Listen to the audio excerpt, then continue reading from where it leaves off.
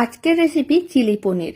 খুব সহজে বাড়িতেই বানানো যায় আর খেতে পুরো দোকানের মতনই হবে। এই পদ্ধতিতে একদিন হলেও চিলি পনিরের রেসিপিটা বাড়িতে বানিয়ে দেখতে পারেন, আর বাড়িতে বানালে কমেন্ট বক্সে জানাতে একেবারেই ভুলবেন না খেয়ে কেমন লাগলো। তো চলুন দারুণ লোভনীয় স্বাদে চিলি পনিরটা বানানো শুরু করা যাক। আমি এখানে 400 গ্রাম পনির নিয়েছি। কিছুটা পরিমাণ লবণ নিয়েছি, চা চামচের 4 ভাগের 1 ভাগ লবণ দিয়ে দিলাম। আর অল্প একটু হলুদ গুঁড়ো দিয়ে দিচ্ছি, এতে কালারটা খুবই ভালো আসবে। আপনারা চাইলে দিতেও পারেন, নাও দিতে পারেন।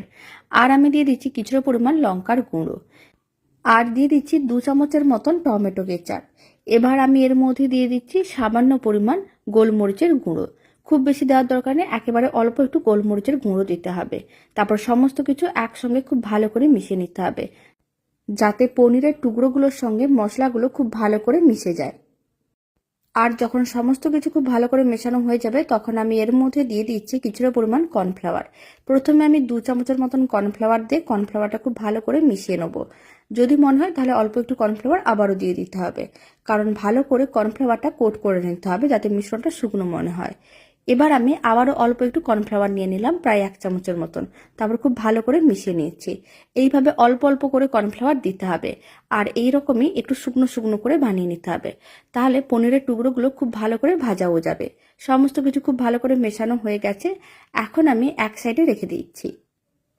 একটা ফ্রাইং প্যানের মধ্যে বেশ কিছুটা পরিমাণ সাদা তেল নিয়েছিলাম। তেলটা খুব ভালো করে গরম করে নিয়েছিলাম। সমস্ত পনিরের টুকরোগুলো গরম তেলের মধ্যে দিয়ে দিতে হবে।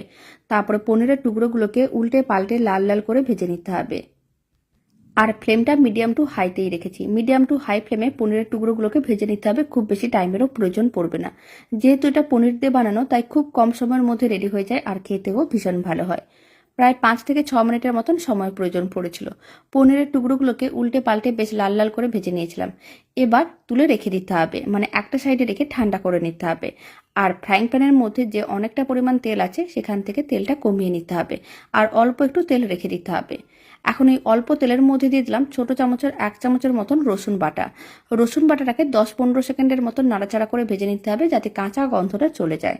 আর তারপরে ফ্রাইং প্যানের মধ্যে দিয়ে দিতে হবে কেটে রাখা ক্যাপসিকাম। আর দিয়ে দিচ্ছি কেটে রাখা পেঁয়াজ। এরকম একটু বড় বড় সাইজ করে কেটে রেখেছিলাম, এতে দেখতে বেশ ভালো লাগবে। এখন ক্যাপসিকাম ও পেঁয়াজগুলোকে নাড়াচাড়া করে ভেজে নিতে হবে, তবে নরম করে ভাজা যাবে না, একটু ক্রাঞ্চি করে ভাজতে হবে। এতে দেখতেও ভালো লাগবে, খেতেও ভালো লাগবে।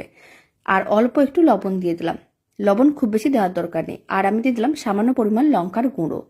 এখন আবারও খুব ভালো করে মিশিয়ে নিতে হবে। আর এইভাবে একটু লঙ্কার গুঁড়োটা দিয়ে দিলে কালারটাও খুবই ভালো আসবে।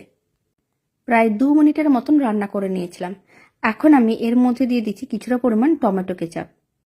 চা চামচের প্রায় 2 চামচ, আর 1 চামচের মতন দিয়ে দিলাম সয়া সস। এখন টমেটো কেচাপ ও সয়া সসটা খুব ভালো করে মিশিয়ে নিতে হবে, আর ফ্লেমটা মিডিয়াম টু হাইতেই রাখতে হবে। আর এই সময় আমি একটা বাটির মধ্যে 1 বাটি জল আর 1 চামচ কর্নফ্লাওয়ার মিশিয়ে রেখেছিলাম, সেই মিশ্রণটা দিয়ে দিলাম।